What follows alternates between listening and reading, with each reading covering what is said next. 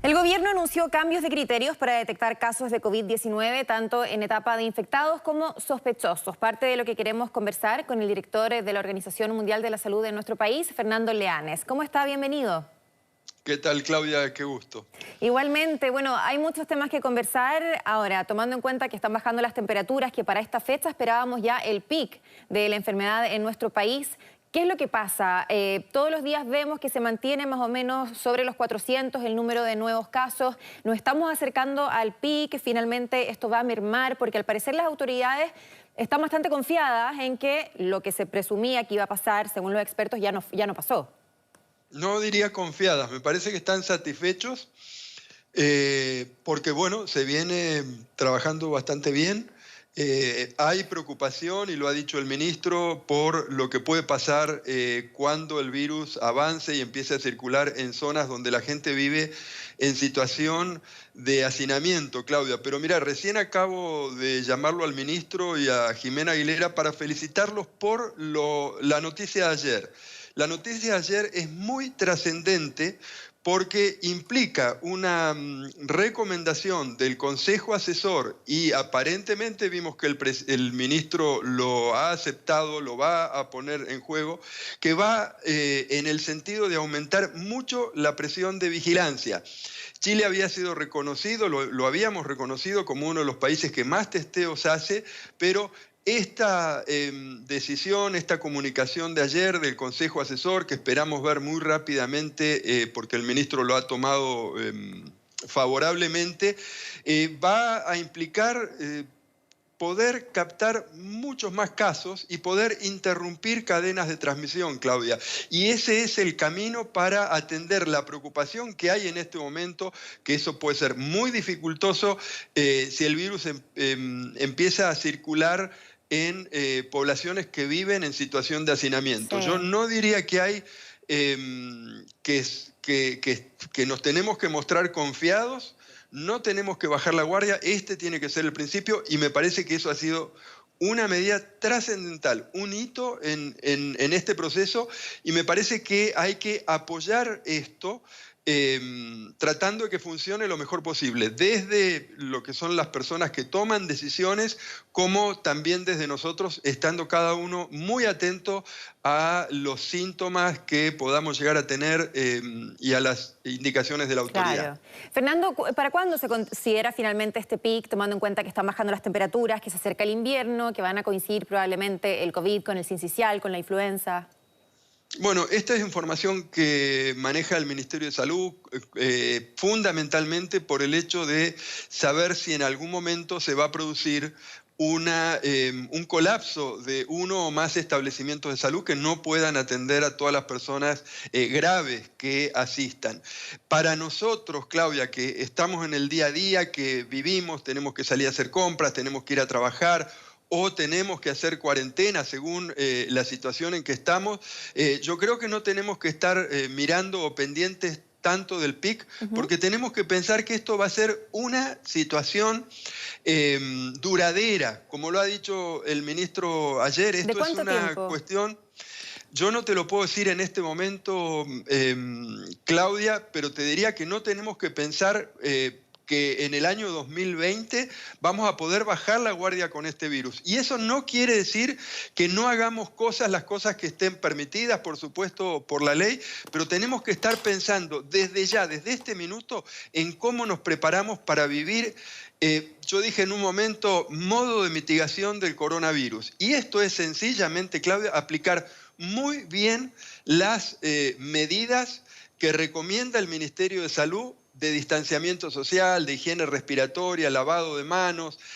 Esas medidas las tenemos que aplicar muy bien y las tenemos que aplicar de manera sincronizada. Que yo no me sienta mal si vos te cubrís de mí con tu cubreboca, alejándote 1 metro, no dándome la mano, un beso, lo que fuera, y viceversa. Porque esta es la nueva forma que vamos a tener que vivir, te diría, mínimo todo el 2020. Ojalá que antes termine, pero vamos a tener que vivir así. Si, por ejemplo, se decide que va determinada actividad que hoy está... no permitida, se define que se va a permitir en una determinada fecha, ya mismo los propietarios, los directivos de esa actividad tienen que empezar a preparar a su personal. Este es el cambio. Pero mirá, Claudia, el principio de todas las medidas es que estemos con una vigilancia fuerte. Y eso a partir de las indicaciones que dé el Ministerio, por las recomendaciones del Consejo Asesor, empieza por autoevaluarnos cada día. Tengo fiebre o sensación de fiebre, tengo dificultad para respirar, tengo dificultad para tragar, estoy sintiendo el gusto del café, estoy sintiendo el olor del café. Esas cosas van a ser las primeras que tenemos que hacer cada mañana. Y si nos sentimos mal, si tenemos alguno de estos síntomas, siguiendo las indicaciones del Ministerio de Salud, llamar a Telesalud, llamar a nuestro médico, preguntarle, verificar, y ante cualquier duda, por supuesto, va a tocar acudir al médico o seguir las indicaciones que nos dé el médico. Sí. Fernando, en Chile ya se comienza a preparar un plan de retorno seguro, como lo han calificado, tanto para los estudiantes, también como para los trabajadores, para que tengan que hacerlo de manera presencial, la apertura de centros comerciales como una manera de reactivar la economía, en una nueva normalidad, como se le ha llamado, ¿cierto? Sin embargo, desde la Organización Mundial de la Salud advierten sobre los potenciales peligros de un desconfinamiento apresurado. Sí, los potenciales peligros de un desconfinamiento acelerado se basan en 6 principios que incluyen cuál es la circulación viral, cuál es la disponibilidad de test, cuál es la disponibilidad de establecimientos de salud, el involucramiento de las personas responsables de este proceso, son las cuestiones que estamos conversando. Pero básicamente los criterios epidemiológicos que están ahí, que son los criterios, de nuevo, de incidencia de la enfermedad, cuántos casos hay, a qué velocidad se producen, de disponibilidad de servicios de salud y de testeo, están ya, Claudia, contemplados en el esquema que sigue el Ministerio de Salud para determinar cuarentenas y para establecer cuarentenas. Y siempre en las recomendaciones, en las minutas, dictámenes, digo yo, del Consejo Asesor, siempre están contemplados. O sea, ese aspecto está cubierto. El más, digamos, para mí el que hay que cubrir mejor, Claudia, es el que te decía al principio, de que cada uno de nosotros que va a intervenir en una de esas actividades que van a reanudarse de manera segura, para que realmente sea segura, el primer punto es que no vayamos enfermos, vamos a decirlo de manera sencilla, a esa actividad. Y para eso es cuidarnos en la casa, el autoexamen, Fernando, etcétera, ¿no? pero eso en el caso de los niños es más complejo, porque muchos de ellos no desarrollan una sintomatología, por ende no saben que están enfermos y sabemos que son importantes vectores. Entonces, esto lo está viendo el Ministerio de Salud, pero como experto y tomando la experiencia internacional, ¿cómo debiese ser o cómo sería posible un retorno a clases seguro? Mira, yo creo que la respuesta la da el Consejo Asesor. Me parece que ya está publicado ese dictamen, no lo sé, por ahí no, pero yo he visto un borrador de ese dictamen, en donde establece, primero, cuáles son las condiciones, vuelvo al principio, las condiciones de las comunas donde viven los maestros, donde viven los niños, donde viven los no docentes. Ese es el primer paso para asegurarte que la probabilidad de que un niño vaya en estado infectante es significativa. Esa tos, tranquilos, ¿no? Sí, no pasa nada. No, es una broma, discúlpame. El primer punto es ese, de la cadena. Entonces, si esa probabilidad es baja, vamos a ver ahora cuál es la probabilidad, cuál es el riesgo que si pasa desapercibido un caso, ese caso se transmita en el establecimiento escolar. Y ahí están unas medidas de distanciamiento especial que, si no han sido publicadas ya, pronto van a ser publicadas, van a ser publicadas. ¿Por qué es importante que esto se conozca antes de decidir cuál es la fecha? Porque primero tengo que saber si puedo cumplir estas condiciones. Segundo, tengo que prepararme para este, para cumplirlas como docente, como directivo de la escuela y luego tengo que, cuando llegan los niños, tengo que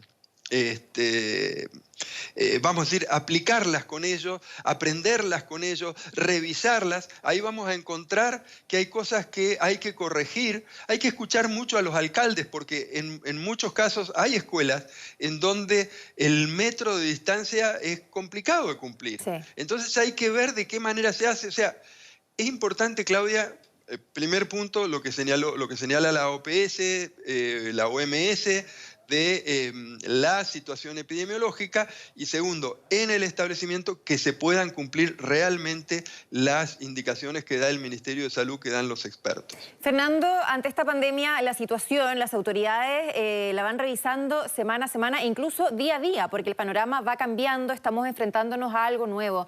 Tomando en cuenta que no sabemos qué va a pasar en los próximos meses respecto a la situación epidemiológica y que está fijado un plebiscito para el 25 de octubre, con las condiciones sanitarias que existen hoy, ¿usted recomienda quizá el planteamiento de cambiar la fecha?